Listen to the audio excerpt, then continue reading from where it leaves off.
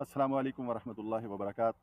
मैं शहज़ादा बाबरमान आपका खादिम मुल्तान से आज इस हवाले से गुफ्तगू करेंगे कि बहुत सारे लोग परेशान हैं अपने घरों के अंदर। उन्हें शक महसूस होता है कि उनके घर के अंदर उनके अलावा भी कोई मखलूक रह रही है।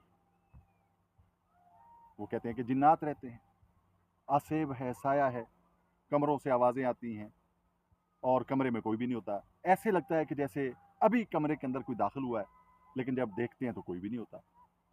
कमरे के साथ ही दूसरा कमरा है और कमरे के अंदर ही एक और दरवाज़ा है, कमरे में से दूसरे कमरे में जाने का दरवाज़ा है।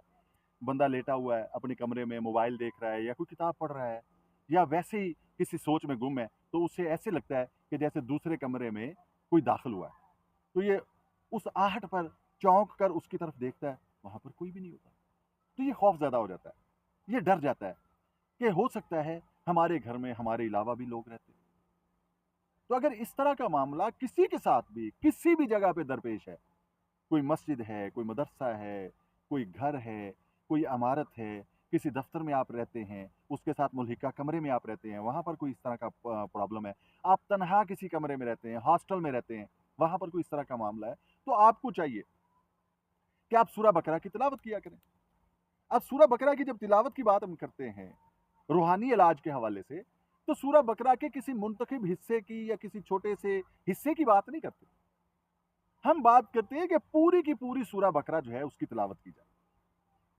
अच्छा, आप तिलावत नहीं कर सकते, बहुत लंबी सूरह है, तो फिर आप कम से कम ऐसा लाजमी कर लीजिए कि एक ऑडियो मेमोरी कार्ड लें और एक बीटी स्पीकर ले लें, चार्जिंग वाले स्पीकर मिलते हैं, उसके अंदर वो कार्ड लगा दें और 1 घंटे सवा घंटे के अंदर जो है वो सूरह बकरा जो है वो ख़त्म हो जाती है। आप फजर की नमाज अदा करें, फजर की नमाज अदा करने के बाद आएँ और सूरह बकरा की ऑडियो चला दें। वो चलती रहे और आप अपने काम करते रहें, उसे सुनते रहें तवज्जो के साथ और कोई शोर शराबा ना करें। बच्चे अगर घर में हैं तो उन्हें मना कर दें। तो सब लोग अपने अज़कार मसनूना करते रहें, कुरान पाक की तिलावत करते रहें और साथ में सूरह बकरा भी चलती रहे। और इसके 40 दिन तक अगर आपने सुबह और शाम, सुबह फजर की नमाज के बाद और असर की नमाज के बाद अगर आप ये सूरह बकरा अपने घर के अंदर चला लें, तो अल्लाह रब्बुल इज़्ज़त की बारगाह से कभी उम्मीद है कि आपके घर से तमाम असरात बद जो है वो निकल जाएंगे। साया है, आसेब है, जिन्नात हैं, चुड़ैलें हैं, भूत हैं, कोई भी चीज़ रहती है आपके साथ, कोई भी आपको डिस्टर्ब करती है, कोई भी आपको परेशान करती है, कोई भी आपको खौफज़दा करती है, तो वो चीज़ इंशाल्लाह चली जाएगी और अल्लाह ताला के इस कलाम के अंदर, इस सूरह की बरकत की वजह से वो वहाँ से अपना बोरिया बिस्तर समेट कर निकल जाएंगे। अल्लाह ताला से दुआ है